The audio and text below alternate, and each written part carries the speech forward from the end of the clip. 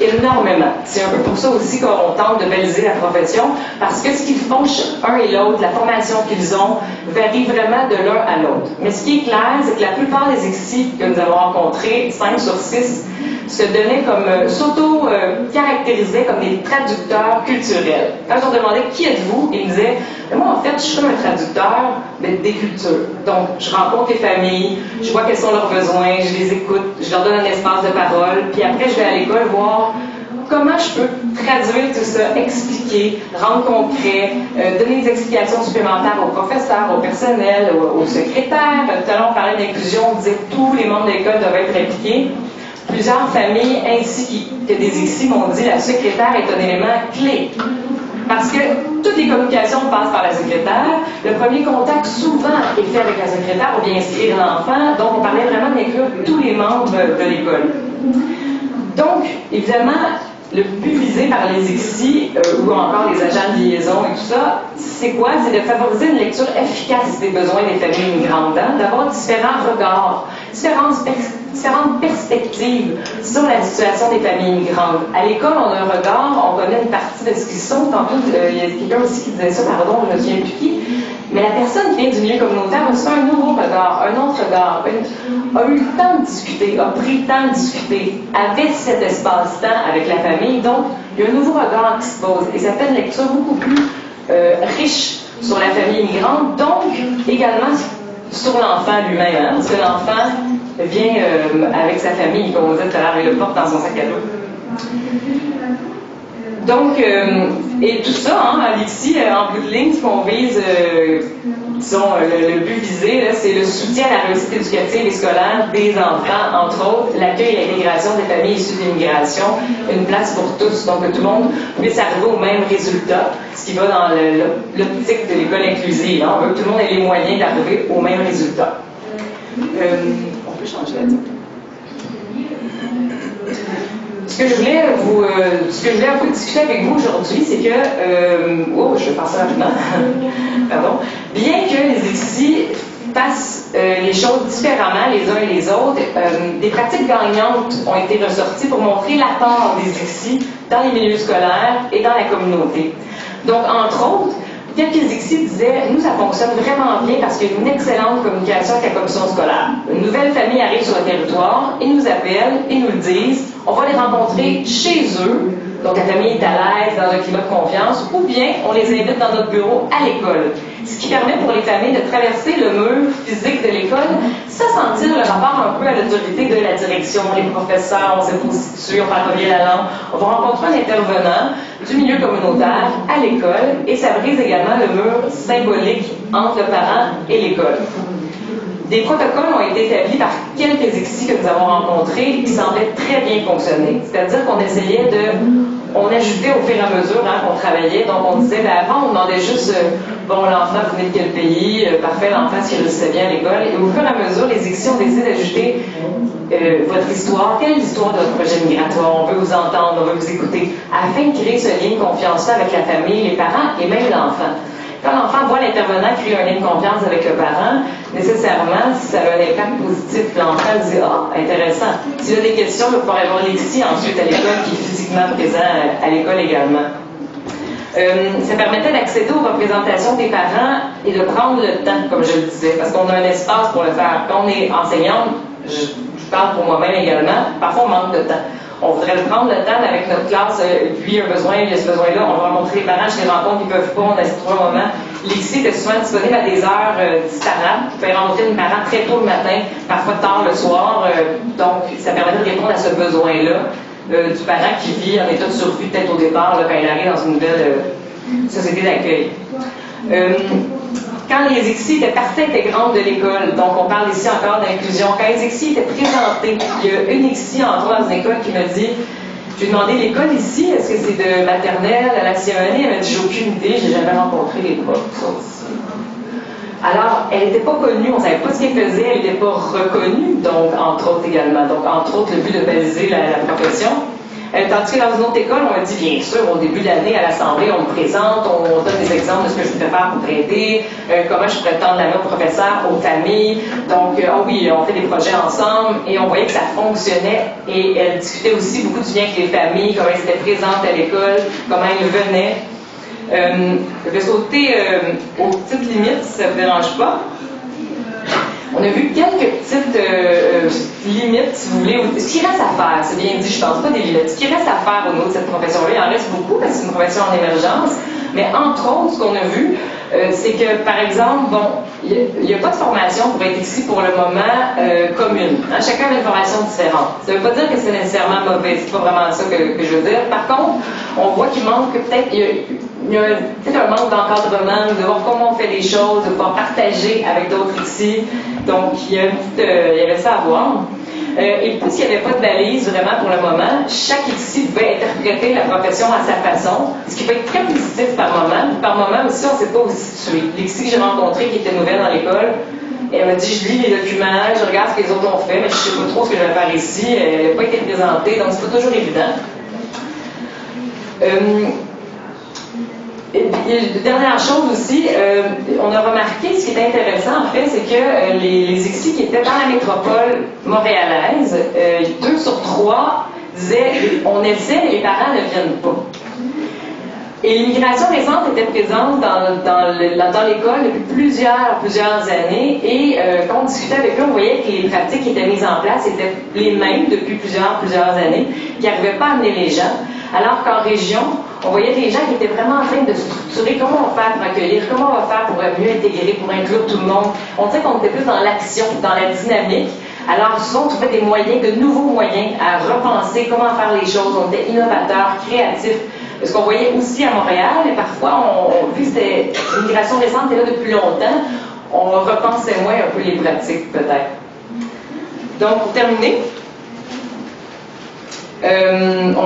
on trouvait que c'était important de s'attarder à ce rôle d'IXI, que je ne connaissais pas avant de le rencontrer par hasard, parce que moi, il n'y en avait pas dans mon école, personnellement. Et puis, donc les pratiques sont isolées. Hein? C'est seulement quelques écoles qui ont des IXI.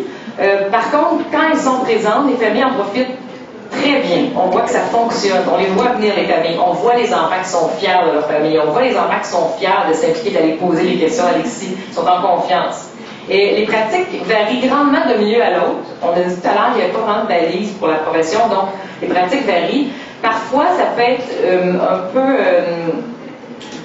négatif, en fait, peut-être, parce que les résultats sont variables, hein, et donc l'efficacité est inégale. Et parfois, c'est positif, parce que lorsque les pratiques varient, la flexibilité permet de mieux répondre aux besoins de chacun. Les résultats, on va avoir bien les résultats finalement en changeant un peu nos pratiques avec les enfants aussi. Et je vais terminer en fait sur la raison d'être de la profession. Ce qui était dit beaucoup par les IXI que j'ai rencontrés et la famille que j'ai rencontrée, c'est que ça vaut la peine en fait de s'attarder à cette profession, de la baliser et de la rendre présente dans plus de milieux finalement, parce qu'on voit les apports que ça fait pour la famille, pour l'école, pour l'équipe école, pour les relations, pour les collaborations avec la communauté. Donc voilà, merci pour votre attention.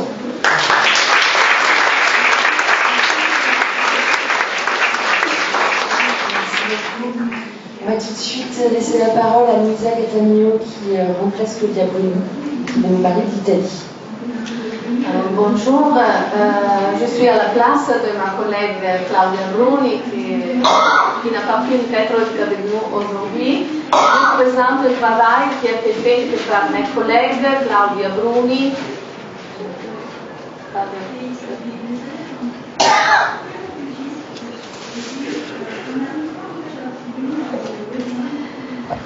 qui a été faite par mes collègues Claudia Bruni, Elena Gavazzi, Carina Scorzelli, Enzo Zampella qui est le seul présent dans la salle, et que il s'agit d'une expérience que nous faisons à l'intérieur de la coopérative Crinali, qui est une coopérative qui travaille à Milan. Alors, il s'agit d'un laboratoire avec plusieurs collaborateurs pour tisser des fils déchirés. En Italie, le nombre des élèves immigrés augmente sensiblement. À Milan, dans quelques écoles, on en compte plus que de 70%. Les étrangers ayant des retards scolaires sont trois fois plus nombreux que les italiennes, et ceux qui répètent leur classe sont presque le double. Les mineurs qui appartiennent à d'autres cultures, nés ou arrivés en Italie, ont du mal à se recomposer.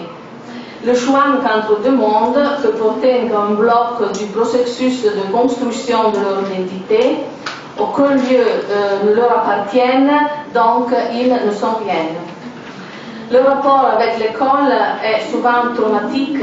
Ils y renversent leur confusion, les conflits de loyauté envers leur culture familiale. Ils se sentent comme s'ils étaient suspendus. Les mineurs nés en Italie savent bien qu'ils ne pourront vaincre compter sur l'aide de leurs parents, qui aident d'ailleurs eux-mêmes. Nous assistons là à une inversion parfois dangereuse de génération.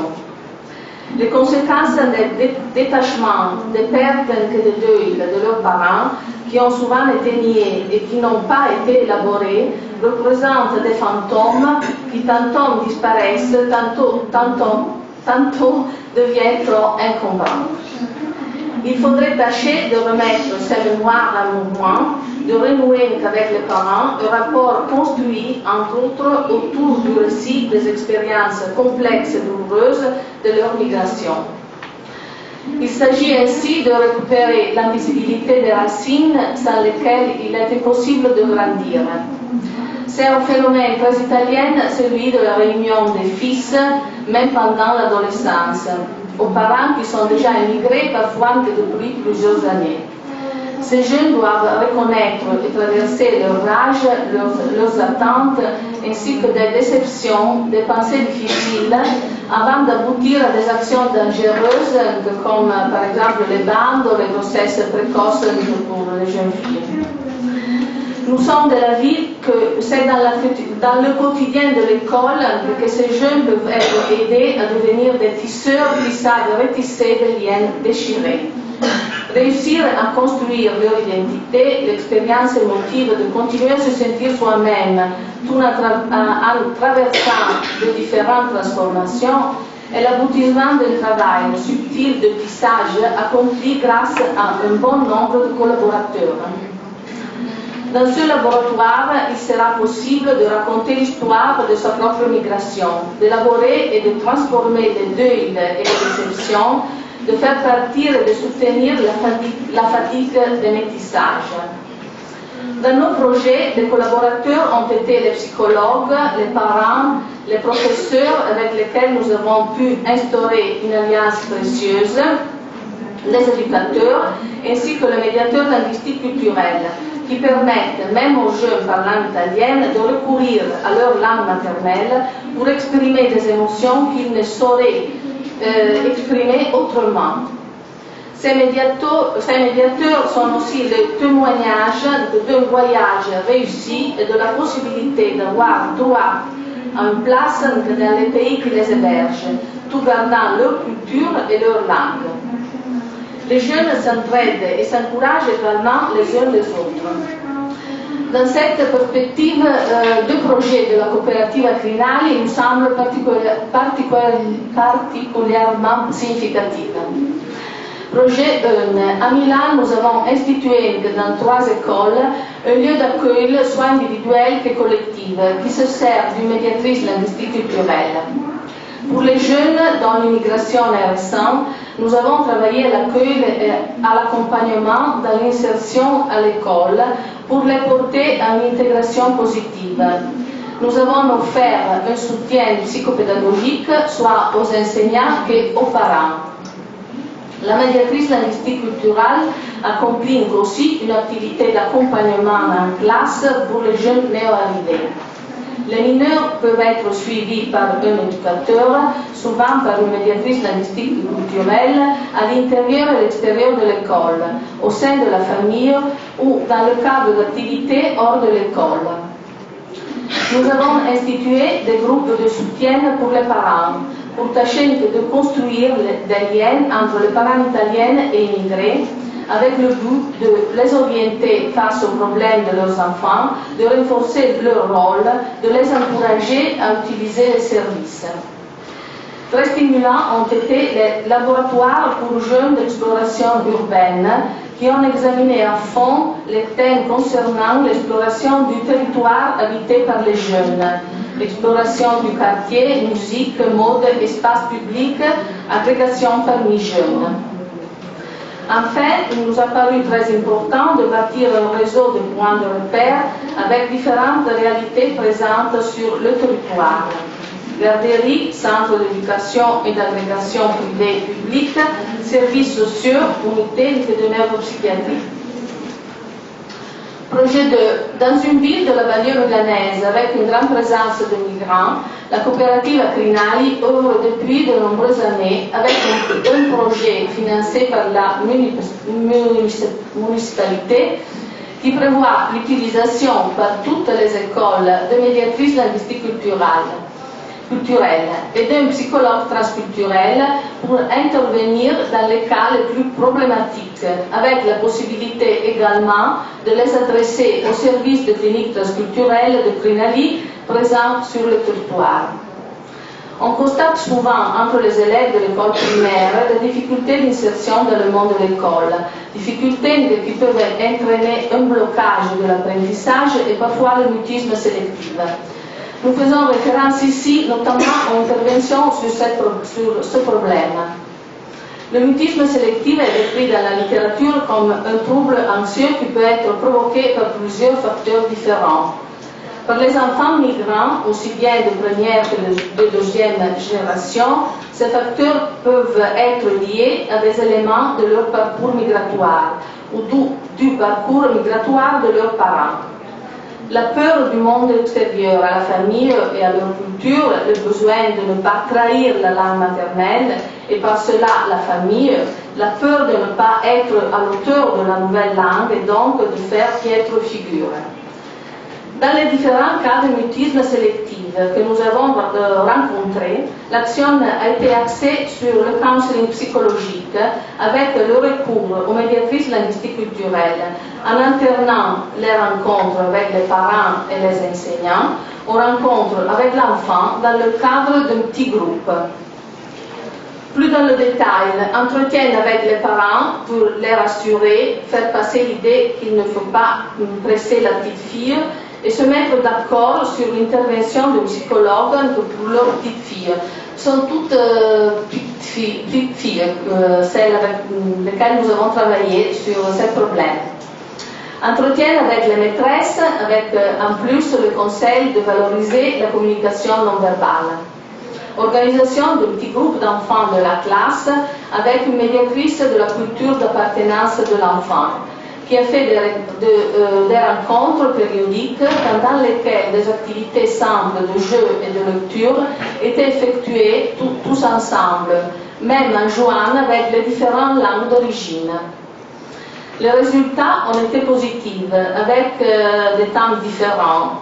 En tout cas, les petites filles, qui au début étaient fermées et inquiètes, ont commencé très vite à se calmer au sein du petit groupe et à sourire parce que l'anxiété diminuait. Elles se sentaient acceptées avec leurs caractéristiques, y compris le fait de ne pas parler. Le passage à la communication verbale n'a pas été rapide, mais il s'est fait.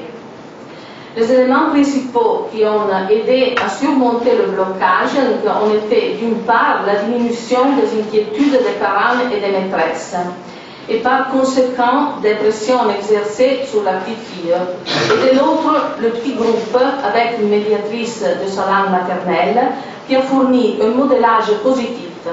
Il est possible qu'une femme de son propre pays utilise les deux langues à l'école.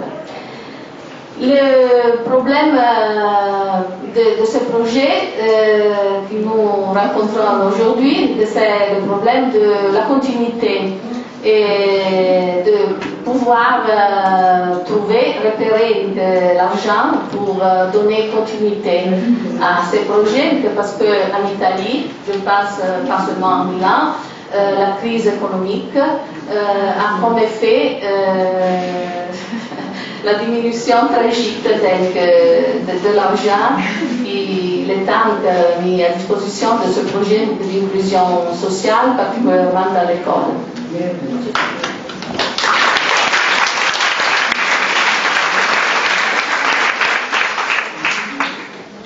Merci beaucoup. On va tout de suite aller voir du côté du Mexique comment ça se passe avec ces dispositions.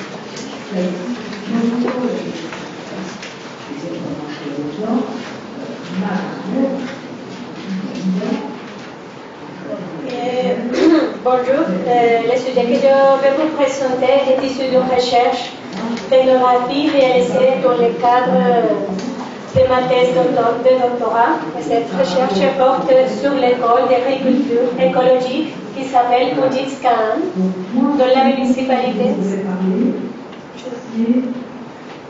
de Mani, dans l'état du Yucatán au Mexique.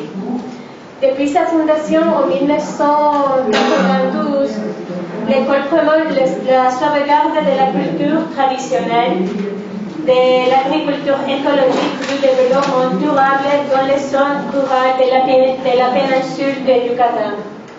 C'est une école qui travaille spécialement pour les personnes paysannes, spécialement les personnes adultes. Pour pouvoir comprendre le contexte rural de Yucatán ou du Mexique, les peuples autochtones ont été exclus du plan national du pays. Le gouvernement du Mexique a historiquement construit l'idéologie d'une nation homogène sans avoir pris en considération la diversité culturelle du pays. Actuellement, il y a 62 peuples indiens au Mexique. La population de Yucatán vit en état de pauvreté.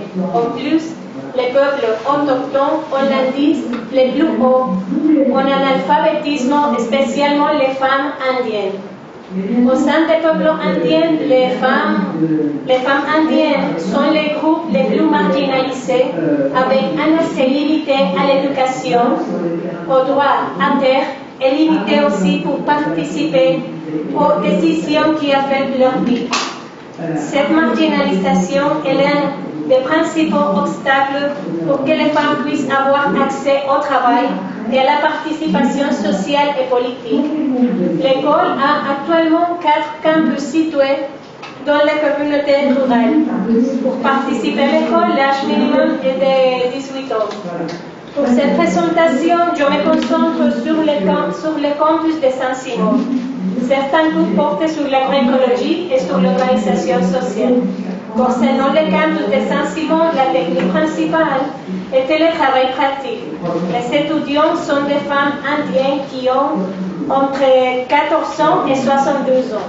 Il y avait 12 phases de travail. Une zone de démonstration, c'était, je pense que c'est la deuxième slide, la troisième. Ah ouais. Oui. Ça, c'est l'école, non? Et à votre gauche, non, à votre gauche, c'est la zone de démonstration sur les parcelles d'une étudiante et l'autre était sur les parcelles des autres étudiants. En général, une chose très importante, c'est que les programmes de cours étaient choisis par rapport aux nécessités identifiées par les professeurs et l'intérêt des étudiants. L'identification de ces besoins résulte de l'échange des savoirs entre les deux parties. Ça veut dire que l'école n'est pas imposée sa connaissance, mais plutôt qu'elle a dialogué avec les étudiants. Dans cette école, le programme n'est pas fixe puisque la nécessité change selon les groupes et la communauté, mais même s'il y a des traits similaires d'exclusion sociale comme la pauvreté, l'analphabétisme et la discrimination.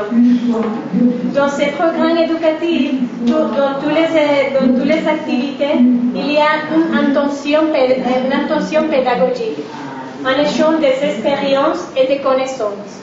Tout cela se fait de manière horizontale et les connaissances circulent entre tous les membres.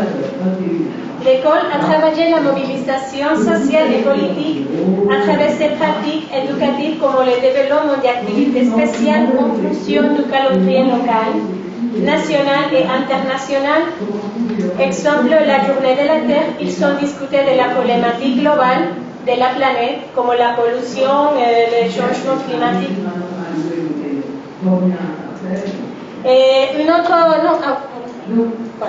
Et une autre activité, c'était la journée des femmes et de l'agroécologie. Et dans le cas d'exclusion des femmes indiennes, l'école l'école a aussi fait qu'elle prenne la parole dans les activités spéciales. L'objectif principal est qu'elles soient des protagonistes de leur propre histoire et qu'elles abordent et qu'elles parlent de leurs expériences et qu'elles développent leurs propres réflexions. Cela veut dire que ces activités sont organisées pour atteindre l'autonomisation et le leadership des femmes indiennes. Dans cette activité, ils ont discuté de l'importance des femmes dans l'agroécologie. Et les étudiants ont aussi parlé de leurs limitations par rapport à l'agriculture. En général, la terre appartient à la communauté. Et cependant, au sein des communautés, la représentation indienne a été un espace masculin. Un exemple de cette situation est l'accès à la terre. Les femmes ont un droit conditionnel, c'est-à-dire que le droit de la terre passe à travers la médiation masculine et l'utilisation de la terre par les femmes relève du fait qu'elles sont des épouses, des mères et des filles. C'est pourquoi les activités spéciales sont aussi des espaces où les femmes peuvent parler de la discrimination qu'elles vivent.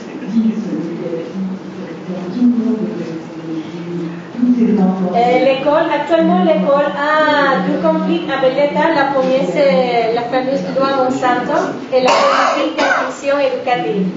Dans la première situation, la FAO, les différents gouvernements et les secteurs privés se sont réunis au Mexique en 2010 pour promouvoir la biotechnologie. Ils ont autorisé le gouvernement du Mexique à avoir un champ ouvert des maïs transgéniques. Et cette action peut éliminer les semences autochtones. Il faut aussi rappeler que les peuples indiens ont reproduit les semences de maïs depuis des millénaires et que les semences c'est une référence symbolique et culturelle de ces peuples.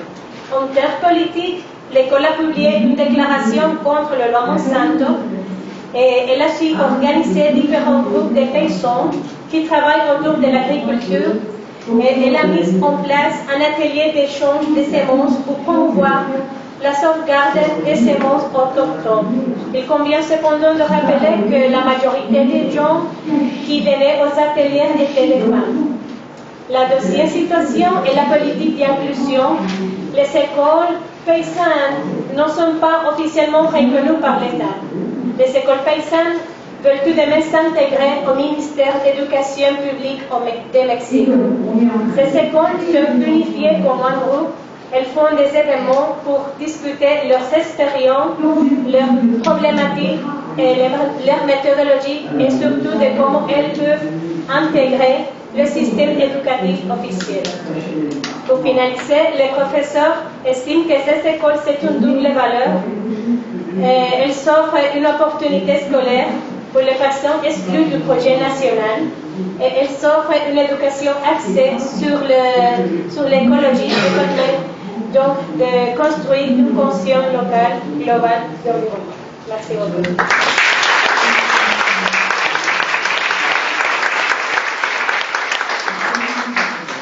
Merci beaucoup. Et nous partons maintenant en Hollande avec Marina Ratic.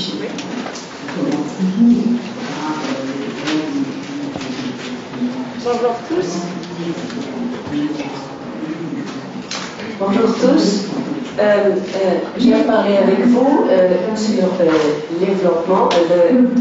l'enveloppement protectrice, l'enveloppement des professionnels qui s'occupent des enfants, l'enveloppement de nous tous. Je vais commencer avec une réflexion personnelle. Il y a 3 semaines, ma mère a décédé. Elle avait l'âge de 92 ans. Elle était contente, elle aimerait revoir mon père. Et il y a de la tristesse, mais il y a beaucoup de reconnaissance et une grande fierté et amour. Quelques journées après les funérailles, je suis partie dans notre petite maison de famille au bord de la mer, dans le nord de la Hollande, avec notre fille aînée et nos petits-fils. Et là-bas, ça a senti comme un enveloppement. Je me suis enveloppée dans des souvenirs, dans des rituels, des histoires d'autrefois qu'on a vécues avec ma famille d'origine, les parfums, les odeurs de la mer, le vent, tout ce qui arrivait. Et en même temps, avec ma fille, j'ai beaucoup parlé, j'ai raconté les histoires. Et elle me dit à un moment, tu sais, je me sens enveloppée aussi. Et je trouve que c'est tellement important pour moi. Parce qu'avec mon petit-fils, je veux continuer à raconter toutes ces histoires. Pour moi, un moment vénérable entre avoir dit adieu à ma mère, mais ne pas encore arriver à l'autre bout pour vraiment avoir intégré tout ça, mais un moment que Marie-Rose aussi dit, c'est une phase de transition qui est très vulnérable, mais qui est aussi très favorable et qui donne beaucoup de possibilités. Et cette réflexion personnelle, je saute avec vous un collègue à moi en Hollande, Kitlin Chin Adi, thérapeute des familles, qui vraiment a commencé un mouvement, un modèle basé sur les principes de Marie-Rose Moreau, sur se sentir lié aux ressources de sa famille, et c'est les souvenirs, les personnages qui sont importants maintenant, mais qui sont là ou peut-être dans une autre réalité, mais qui dit aussi que quand on ne se sent pas enveloppé soi-même, c'est très difficile d'envelopper l'autre. Et ça me fait penser beaucoup tous les récits que j'ai entendus parler. On parle beaucoup des enfants avec tant de problèmes et on fait des tas de choses. Et de temps en temps, on dit même les enseignants, le personnel de l'école, comment ils sont enveloppés. Et Kitlin, elle a écrit quand même des livres, j'en ai qui viennent d'être édités sous peu. Mais ce qu'elle a fait, développé une formation pour le personnel, les professionnels en général, les enseignants aux écoles, pour aller regarder à leur enveloppement, à nos enveloppements, à nous. Combien on est lié à nos histoires, combien on est lié à nos rituels, traditions. Elle a eu une question, on l'a demandé pour aller travailler à l'école. Comme exemple, à Amsterdam, une école primaire, multiculturelle, où vraiment on faisait de son mieux de faire son bien. Mais on disait, à l'âge de 7-8 ans, il y avait beaucoup de parents d'origine irlandaise qui retiraient leurs enfants de l'école parce qu'ils disaient c'est très difficile pour mes enfants de jouer avec des enfants de parents migrantes parce qu'on n'est pas très la bienvenue à la maison, on les laisse flâner dans les rues.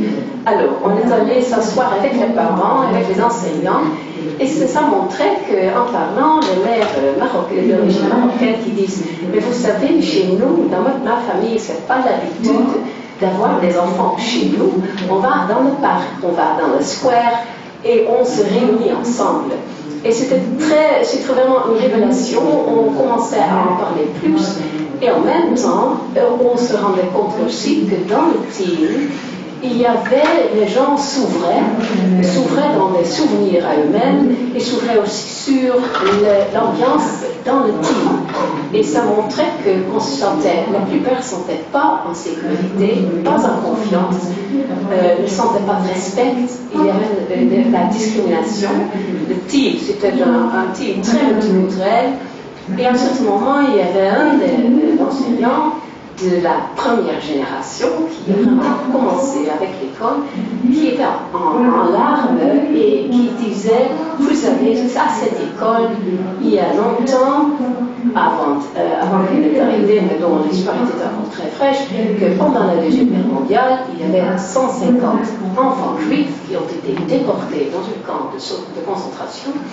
Et ça a eu une telle marque à l'école. On a érigé un monument. Elle dit, on a déménagé le temps, il y a un tas de trucs maintenant qui sont plus importants, financiers, administratifs, tout ça.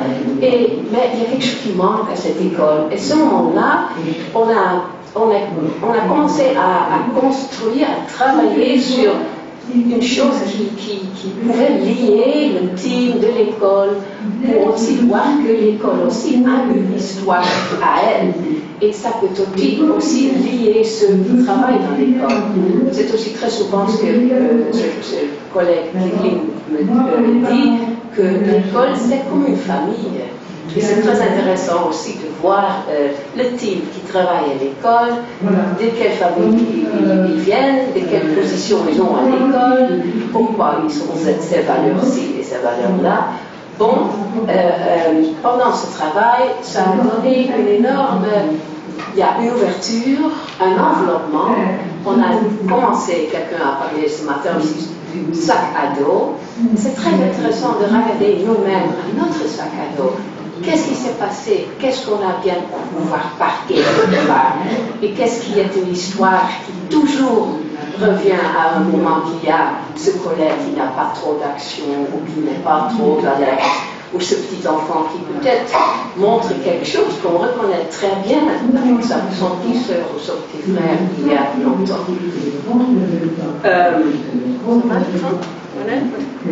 Juste bon. Peut-être pour conclure, peut-être dire aussi qu'on a travaillé avec le team, peut-être vous dites comment, on a commencé à faire des génogrammes. On a fait des questions contextuelles. Qu'est-ce que ton père, qu'est-ce qu'il aurait dit? Qu'est-ce que c'était la vie de votre grand-mère à ce moment-là? On a commencé à faire des jeux de famille. Ce sont des jeux très bien qui montrent tout un tas de questions. Et on a aussi demandé au personnel entier quelles étaient vos premières raisons d'aller travailler dans cette école. Pourquoi vous avez aimé cette école? Et pour quelques-unes, c'était quand même, ils avaient vu cette premier rêve, cette premier idéal, puisque l'administration, les finances, et en plus, c'est une chose, peut-être que ça arrive aussi en France, je crois, mais beaucoup de teams en langue, des enseignants, avec toutes ces diversités, ils sont en grand stress. Il y a un burn-out énorme dans le groupe des enseignants, alors que c'est très, très bien de se rendre compte comment on peut travailler, comment on peut faire avancer, développer, faire hospitalier les enfants. Mais si on n'a pas ce sentiment de paix en soi-même, il y a des problèmes. Et peut-être pour finir, encore peut-être une expression, mais je crois que c'est très important qu'on s'enveloppe pour pouvoir s'ouvrir, pour pouvoir continuer et se lier à l'autre. C'est la rencontre qui compte, et c'est tellement basal, tellement important, il y a des tas de trucs qui forment une base, et il y a toujours une histoire plus large, et toujours il faut continuer à raconter les histoires, ces histoires, l'un à l'autre. Et j'espère que vous, aujourd'hui, vous avez un moment pour vous rendre compte de votre petit sac à dos, ce qu'il y a encore du travail à faire, mais surtout pas problématique, mais aussi raconter les histoires, échanger les histoires l'un entre l'autre.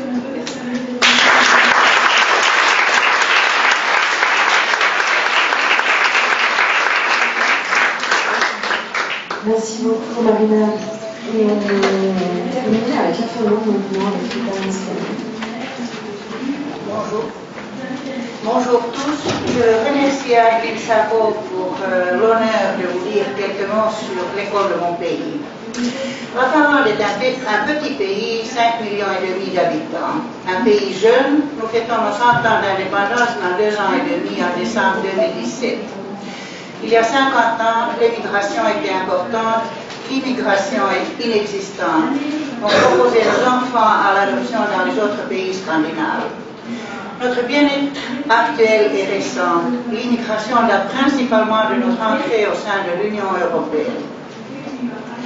La loi sur l'enseignement primaire gratuit pour tous les enfants de 7 à 13 ans date de 1921. À l'époque, les hommes au pouvoir craignaient que cela ruine les communes.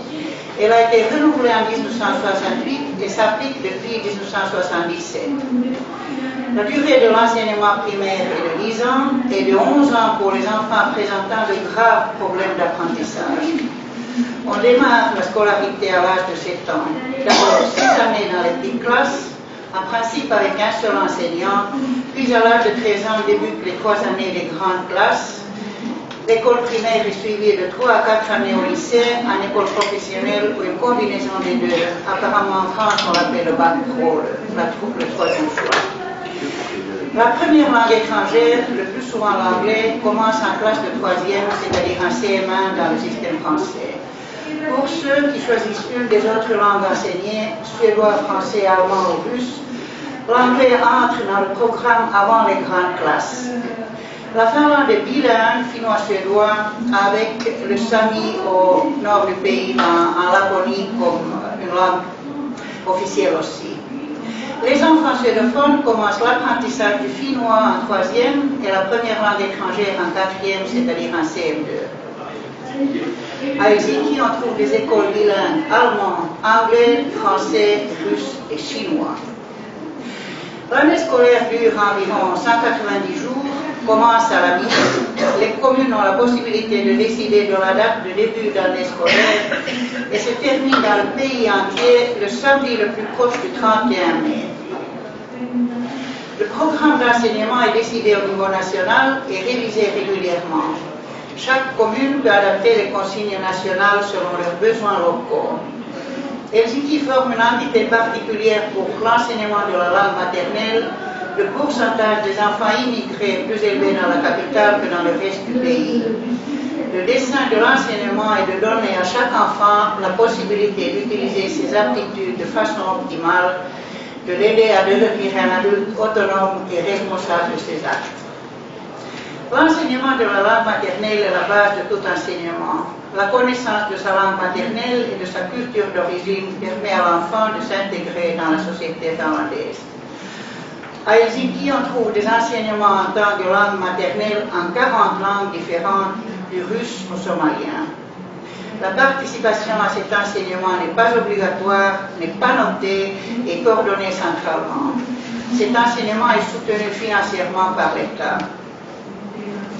La force de l'enseignement en Finlande se situe dans le renouvellement de la loi en 1977 sur la forme et l'objectif de celui-ci, une véritable révolution.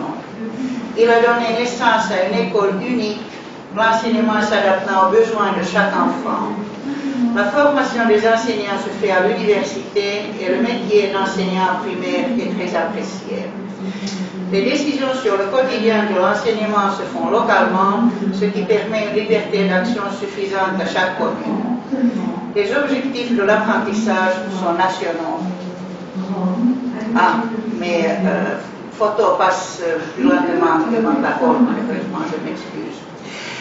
Khalid est un petit Somalien né en Finlande. Il est allé à la crèche dès l'âge de 18 mois. Aujourd'hui, il termine sa classe de première, c'est-à-dire le CE1. Au début de l'année scolaire, son père trouvait incroyable, un véritable gâchis d'argent public, de donner des cours de soutien finnois à son fils, qui a été élevé en finnophone depuis tout petit. Ça, c'est le père qui me l'a dit. Khalid aime étudier et est heureux de faire ses devoirs. Il prend un cours de somalien par semaine. Il n'aime pas les lundis.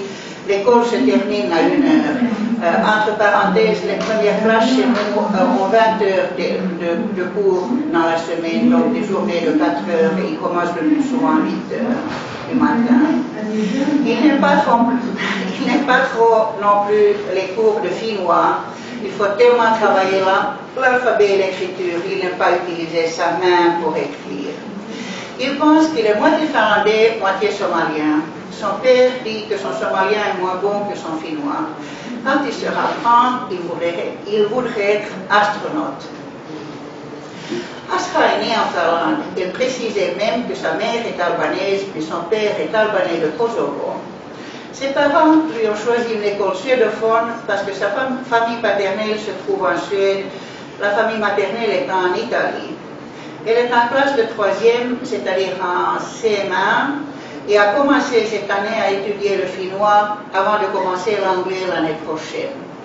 Elle étudie l'albanais à la maison avec sa mère et pense elle-même que son suédois est meilleur que son albanais. Elle parle suédois avec ses petits frères et sa petite sœur. Son finnois est la langue qu'elle maîtrise le moins bien des trois. Elle dit avoir des problèmes de temps en temps avec ses devoirs, vu qu'aucun des parents ne peut l'aider à la maison. Ses parents ne parlant que finnois et bien sûr albanais. Dans ces cas, sa maîtresse l'aide le lendemain à l'école. Ce qu'elle aime surtout à l'école, c'est de retrouver ses copines. Voici Khalil. Et après, il y aura Arsa. Félix est un jeune Français arrivé en Finlande en raison de son père venu y travailler. En arrivant en Finlande, il est entré en CM1 à l'école européenne, où il a été harcelé par sa maîtresse française. Après une première année très difficile, il a décidé lui-même d'intégrer dans le système finlandais. C'était une décision tout à fait personnelle que ce petit garçon de 9 ans a fait. Il a passé une année dans une classe préparatoire, à l'issue de laquelle il a intégré une classe de son âge. L'automne prochain, il démarrera les grandes classes dans une école où son programme contiendra plus que le programme habituel des arts plastiques et du sport. Les grandes classes, c'est l'équivalent du 5e dans le système français. Il pense que dans le système finlandais, les enseignants sont plus à l'écoute de l'enfant qu'en France. Ils ne donnent pas uniquement des devoirs, mais aident, conseillent et soutiennent aussi les enfants. Il pense aussi que les enfants finlandais sont plus agréables vis-à-vis des adultes à l'école que les enfants français. Pour l'instant, il ne voit que les côtés positifs à son expérience de l'école finlandaise. Un de ses grands soucis était le choix des grandes classes pour l'esthétique du bâtiment de l'école finlandaise. En choisissant une option spéciale, en réussissant un petit examen d'entrée, il est ravi de son choix, art plastique, et du bâtiment où il passera les 3 années suivantes.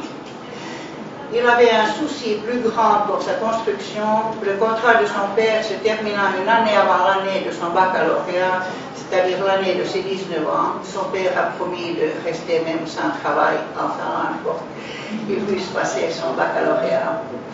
Pour le moment, il travaille son français 2 fois par semaine à l'Institut français de Helsinki, le CNED. L'année prochaine, il aura la possibilité de prendre le français en 2e langue, ce qui lui donnera la possibilité d'obtenir une bonne note dans une matière sans trop le travailler. Personnellement, je pense que ce qui est important dans notre école, c'est l'engagement et l'enthousiasme de tout le personnel des écoles, c'est-à-dire du personnel de service jusqu'au proviseur pour le bien-être des enfants. Et encore plus que ça, l'écoute et le respect des fonctionnaires vis-à-vis de l'intellect et des capacités des enfants quand ils font les programmes d'enseignement. Merci.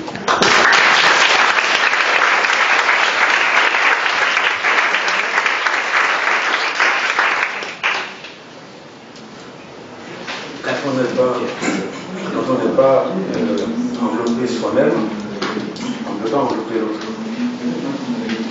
Donc là, je pense que cette phrase résume l'esprit de cette intervention. Pardon. C'est parce qu'on parle d'enveloppement.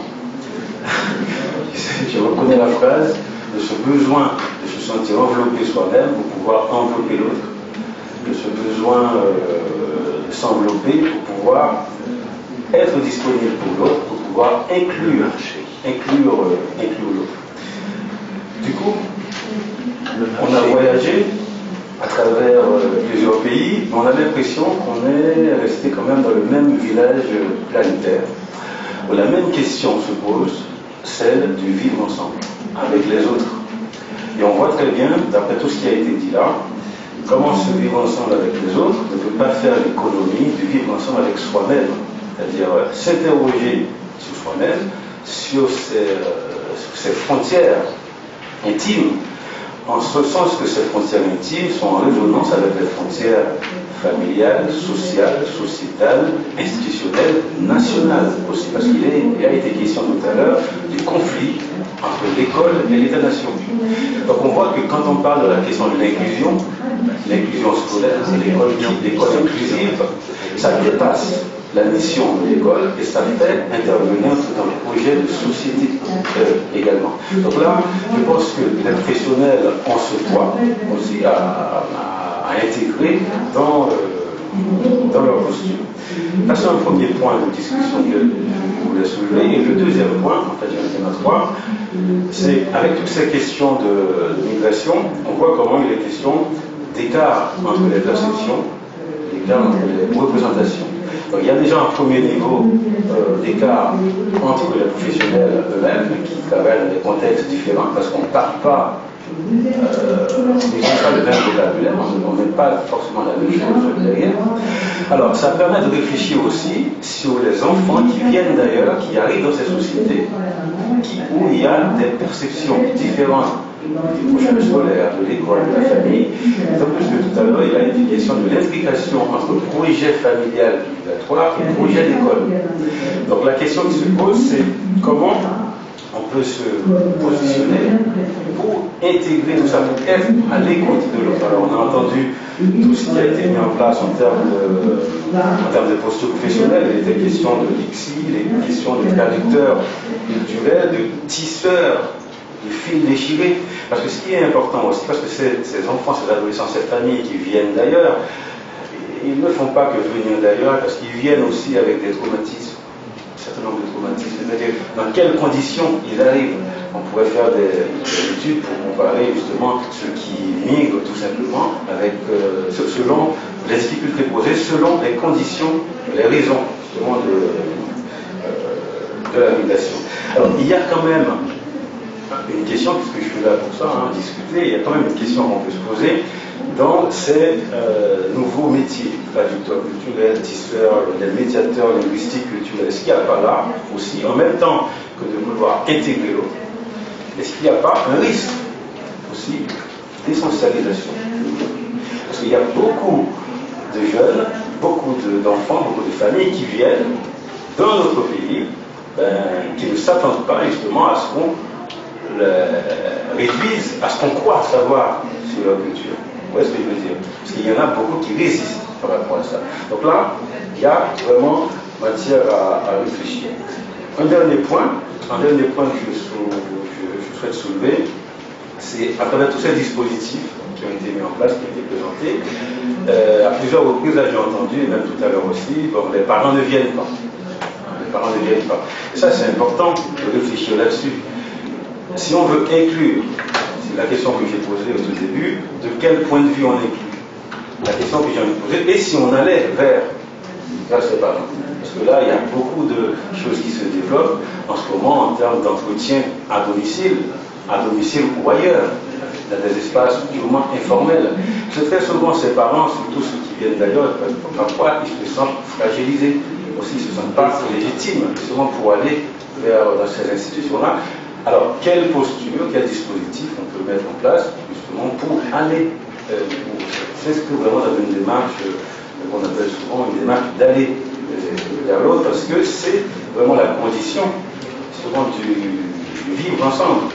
C'est-à-dire, on va vivre avec les autres, mais soi-même, qu'est-ce qu'on est prêt, justement, à faire de ses propres postures. C'est pour ça que j'avais commencé, justement, avec cette question, cette histoire personnelle, parce qu'il y a à interroger nos frontières intimes, personnelles, pour pouvoir s'ouvrir à l'autre. Voilà, ce sont ces éléments-là.